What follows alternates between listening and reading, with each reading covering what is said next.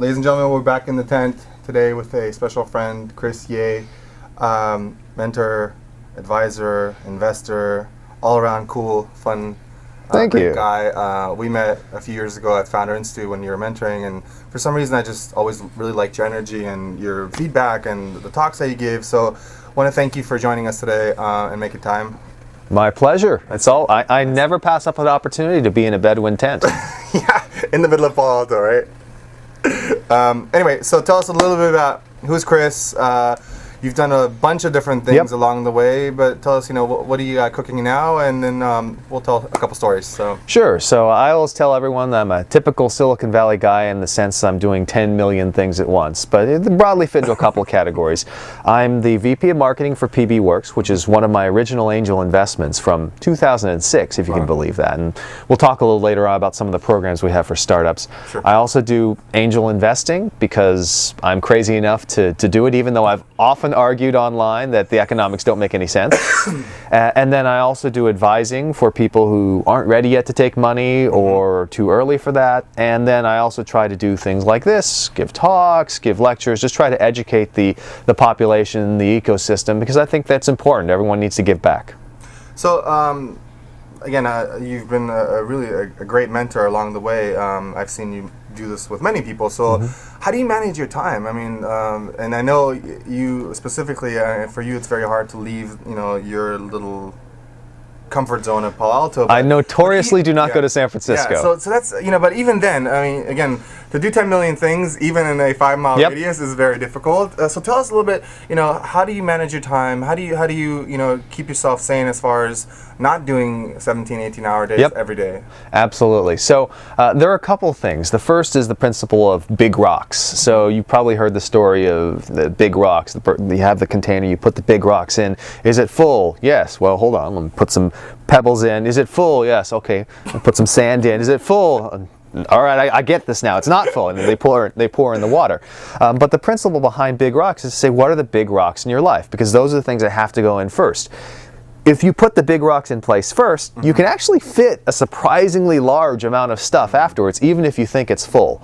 So for me, big rocks are things like my family and spending time on things I enjoy. Like every week I play full court basketball. I find people would say, hey, why are you wasting your time on that? I'm like, because I like it. Yeah. And so if you fit those big rocks in first, then you can start to fit everything else in. Most of us, especially founders, have too much to do anyways. There's no way you're going to do everything that you could possibly do. So it's just relative degrees of letting things drop and fall along the way. So once you accept that you're not perfect, you're not going to be able to do every single thing you want, as long as everything that you're doing along the way is something you enjoy, I feel like, hey, that's what life's all about. That's cool. So along the way, you mentioned angel investing, but you were marketing officer at Target for the online division. Tell us about that experience, because that's obviously not a startup, right? But I would think that's really interesting, especially Target just launched these new ads. Like, I want to hear your thoughts on those. Excellent question. One quick point of clarification. I should mention that I was the founder of Target First. We actually got a cease and desist letter from Target saying, hey, your company is suspiciously similar, and so it's a natural mistake. So I actually have never worked for Target, but that does reveal something important about sort of intellectual property and things, which is we created a company called Target First in the area of ad targeting, and we had a logo with a target on it, and Target Corporation sent us a cease and desist letter saying, hey, you can't use Target or any sort of Target image because we own that. And I went back to them and said, you're insane if you think anyone believes anyone's going to confuse a discounter called Target with an online advertising company called Target First. The chances that somebody, comes to our website and says, I would like to buy some diapers, or the chance that somebody goes to their website and says, I'm looking at the mattresses, but what I'd really like is a demographic targeting solution for my ads, is almost nil. So when big companies try to push you around about things like that, push back. I wrote back to them, told them to pound sand, and they went away. Okay, that's awesome, because they were worried about people like me getting confused, but that's hilarious. Yeah, it's a good thing this didn't happen back then, because then they might have had a case against me. I would have been called in the grand jury. Exactly. As a witness. That's funny. No, but that's really funny. Okay, so angel investing and and then being VP of marketing for a company, like, so what's the difference? Why, why both? I mean, I would assume that being VP of marketing of a company like PB Works is plenty of work to do. And, yes, it is. And then on top of that, again, I know you engage a lot of entrepreneurs and you always mentor and feedback, but then, due diligence and being involved, like, tell us why. I mean, sure. Is it just the rush? Is it being involved? Absolutely. So that's an excellent question. So one of the things about being at a company for a long period of time, it does take up a lot of your time. There's no question about that. That's where most of my time energy goes. But one of the things in Silicon Valley is, we all want to stay relevant. I always tell people, hey, if people haven't heard your name in 6 months, they've probably forgotten you.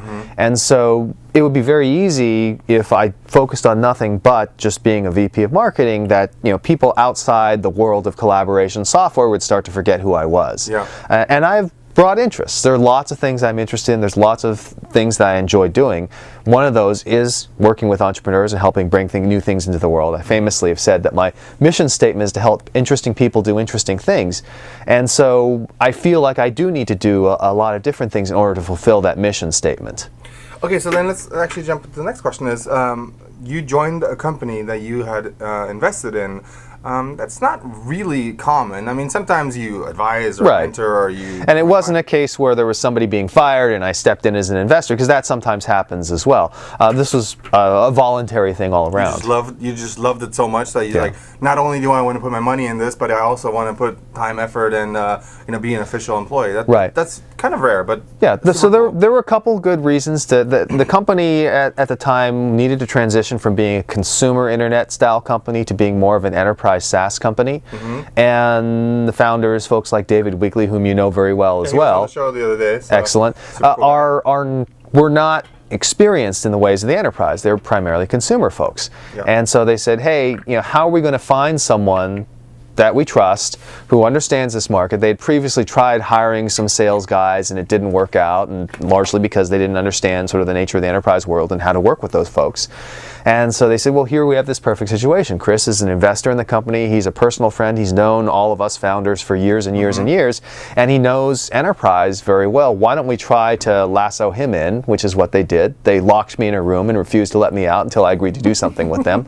And that's how it happened. But the main reason I chose to do it is this was a couple of years ago, so my kids were younger then, and I had just come off where I'd been the interim CEO at Ustream, which was an 18-hour-a-day job. I mean, the company was growing like mad, all sorts of things going on, and as a CEO, you have to ultimately oversee everything because we were building it from scratch. Yeah. And what I discovered was I didn't really like putting my family to bed and staying awake until 3 a.m. and then getting up again at 6 a.m. to get the family going. It was a killing pace, which is the reason why so many CEOs look older than they actually are. And while the children were young, I said, that's it. No more CEO gigs until the kids are older. I am going to I'll take an executive position, I'll join a VC firm, I'll do something, but I'm not going to be the guy who is on the hook for everything, because that's what you are when you're CEO. Totally. And it was a great opportunity because I knew the people involved already. I knew the founders, I'd introduced them to their venture capital investors, so I knew the investors as well. So it was a case where I knew all the interested parties already. And then so also you had experience in enterprise, which is kind of a rare quality to have, at least in this stage. We had a guest, Cindy Panos, the other day, who said enterprise is sexy again, and so it's funny because most companies or most investors tend to go towards consumer because it's a quicker cycle and easier in a sense. But I like enterprise. As do I. When you build a good enterprise solution, then maybe you don't have the hockey stick as you would with a social app or something kind of social related, but you have a steady curve that's going up, very solid, very predictable, and so. Tell us a little bit about PB Works, and you mentioned that you have something that could be interesting for our audience. I'd love to find out what that is and share it with our viewers. Absolutely. So PB Works is collaboration software that focuses on helping teams of people within organizations or across organizations work together. So some of our big name clients or advertising agencies who have to do work with giant Fortune 100, Global 50 clients and have these campaigns going on across the world on 7 continents and what have you. And so having some sort of online solution is very important to them. The interesting thing about sort of the enterprise in PB Works is that it began as PB Wiki, a simple hosted wiki, and has evolved quite a bit since then. And that is kind of the enterprise process. It's seeing what kind of trends emerge from the people who are using it, looking for use cases that may surprise you or are disproportionately represented, and just being open to that discovery process. I do like the enterprise a lot because, again, while you mentioned, hey, a lot of consumer companies can have this kind of hockey stick, there's certainly enterprises companies that have grown rapidly as well. You think about, Box.net, for example, where another Chris Ye works, just to clarify, we are not the same person, or a company like Workday, which has been enormously successful and has grown just tremendously. And the reason is, even though there aren't millions and millions of consumers, the companies that are there can pay a hell of a lot more money than an individual consumer. And so, it's a software as a service, right? And so, tell us a little bit, this new little giveaway or thing that you have, because I think it could be really relevant and actually very useful. And part of what we do in the show is not just bring cool people on and to have a chat, but we want to educate people about tools that are available. We want to educate them on best practices. So tell us a little bit about what you had in mind. Certainly. So one of the things that we observe with companies is that the big issue we have is a fundamental issue that continually comes up in the enterprise, which is best of breed versus integrated suite. Best of breed versus integrated suite. This has gone on forever. Integrated suites like Microsoft Office combine together a variety of different functions, whereas in the old days you had WordPerfect and Lotus 1, 2, 3 and what have you. And the interesting thing is that integrated suites have a lot of advantages, especially when you start getting into the world of search and user management and what have you. So what we try to do is we try to provide an integrated suite for a startup that includes file sharing and storage and document sharing, that includes wikis, that includes project management, that includes user profiles and being able to connect people together. And the idea is, in a single platform where everything is interlinked and everything is integrated, you have the things you need to run your company. And that's why we haven't officially announced it yet. I guess technically I'm doing it now, but we are going to be doing a program where we work with accelerators, and we're going to tell the accelerators, listen, we believe that our stuff can really help your companies. We believe in it so much, we're actually going to give them free licenses to what we call our starter pack, which is our full product for up to 20 users.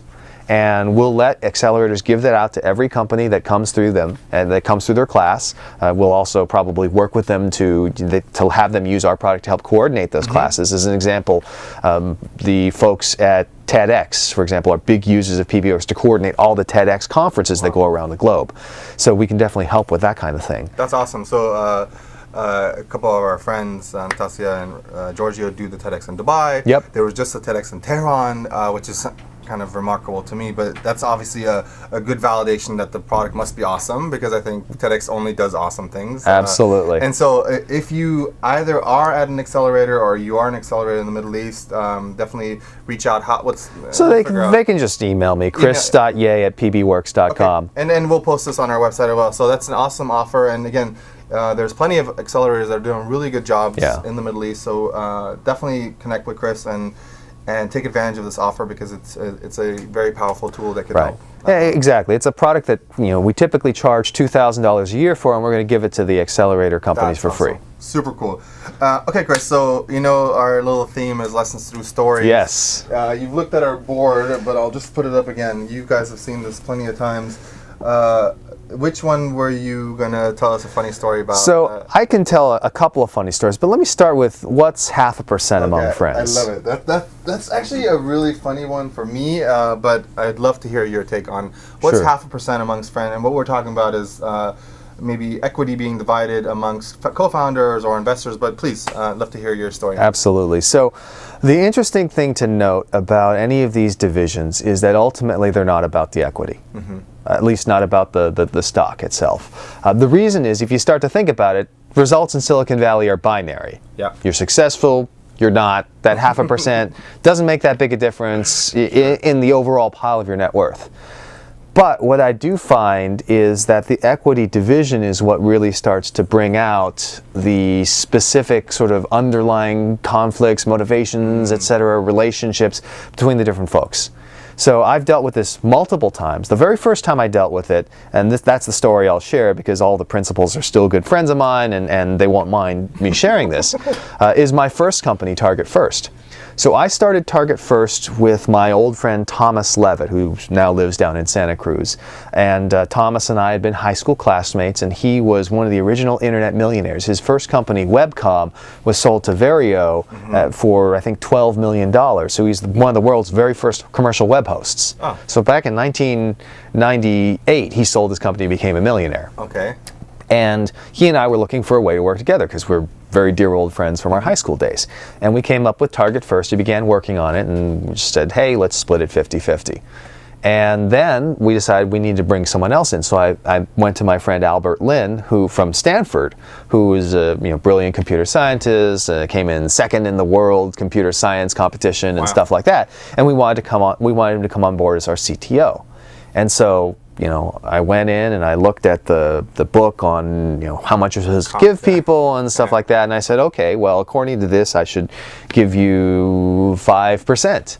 And Albert came back and said, that's what the book says, but I feel like I'm coming in really early. You guys haven't got a product at all yet. You're going to ask me to build it. I feel like I should get more. I'm like, that's a good point too. And so what I did is I went and I said, well, let's approach this systematically. Let's assume that you're going to get a figure which is X. And then Thomas and I will keep our equity split and we'll get a figure which is some multiple of X. And the question is, what is the right multiple that feels good to everyone? Because ultimately, the goal was fairness, right? In some sense, whether we gave him 5% or 15% was kind of irrelevant. If I'm going from, I guess 47.5% down to 42.5%, why do I care? Yeah. And so we went through the process and we ended up with a formula which I think was 4.3x or 3x or something like that. And I said, great, let's shake on it, and we're done. And that's how we did the allocation. I think he ended up with 14% of the company. We then later on brought in an outside CEO because I started this company while I was in business school. Yeah. And I negotiated with him, and I think he got 5% or something like that, and he agreed to it and he shook on it. And then he came back and he said, I don't think I asked for enough. And I said, well, Jim, I tell you what, you may very well be right. You're very important to us. We want you on board. We want you happy. If you want me to redo the equity split, then I'm happy to do that. If you did shake on it and say you were going to do it, if you do that, we can always go back and revisit it later on as well. And I said, it's up to you. I'll leave it up to you. I can redo it if you want, or we can stick with the deal that you already shook on. And he went away and thought about it for a day, and he came back. He said, let's stick with the deal we already shook on, because the principle was, hey, this was a deal. You agreed to it. You thought it was sufficient. You had second thoughts later on, but if you already made a deal, shouldn't just stick to it.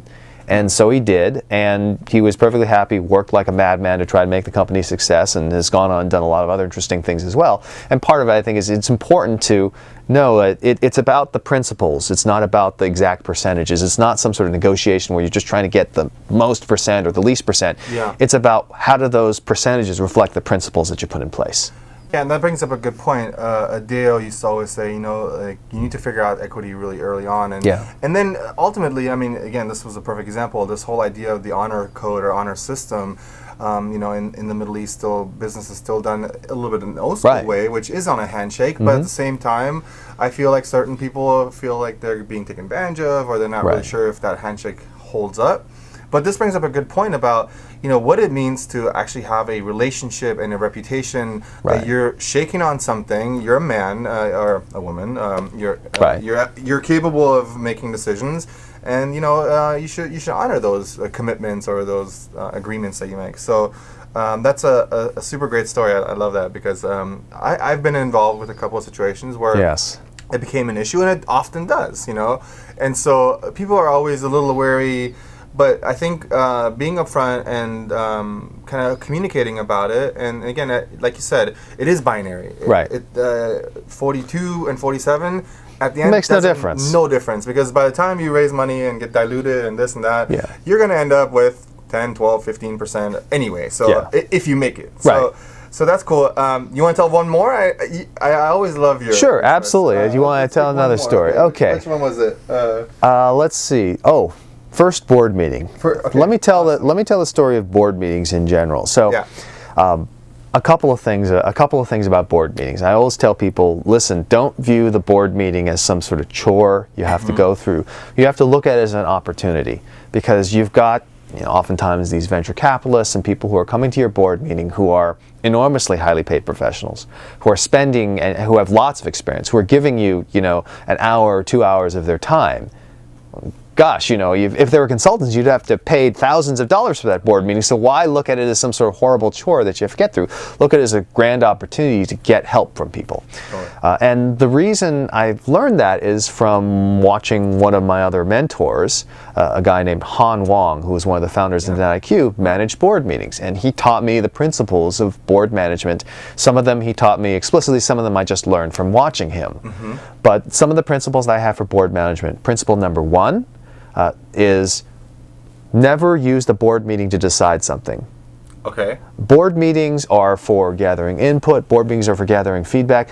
There's no way to sort of go in. If you go into a board meeting and you don't know what the response is going to be to the various things that need to be approved, you shouldn't have that board meeting. You need to, as the CEO or founder, go to each board member in advance, explain to them what's going to happen, figure out how they feel about things, and then make sure that the board meeting is about bringing people together rather than bringing people apart. That's a very good point. The second thing I always tell people about board meetings is make sure you know what you want out of them from the board meeting. People will say, I want you to have a board meeting. They're just thinking to get through it. They just don't want anyone to bring up any nasty questions. Like, no, that's exactly the wrong way to think about it. They've already put their money into you. And if they're going to put more money in, they're not going to be dumb enough not to do due diligence. So you might as well let them know what's actually going on. And in addition, you should have an idea of what you want from them. Do you want an introduction? Do you want them to put more money in? Do you want them to approve this? Do you want them to approve that? How are you going to know if the board meeting is successful unless you actually have some objectives in mind that you can then measure yourself on afterwards? And the final thing is, in every board meeting, always give your board members homework, things that they can do for you after the board meeting, before the next board meeting. Why do this? Because every board member, every venture capitalist wants to feel useful. We don't like to think of ourselves as a bunch of parasites wandering around, writing checks and feasting off the work of entrepreneurs. We want to feel like we're contributing. Yeah, of course. And if you give venture capitalists and board members homework to perform, things that can actually help move the business forward, they'll feel better. And if you don't give them homework, they will find a way to make themselves more productive and helpful, and you may not like it. So why not channel that natural impulse and use it to get something useful? That's so funny. I like that. So that's a great piece of advice, because my definition of board meetings a lot of times is that it's a bunch of fluff. And you're just saying things to kind of make sure there's no heart attacks. And and again, I think that's totally wrong, because your board members are there to support you. They've already put money, like you said.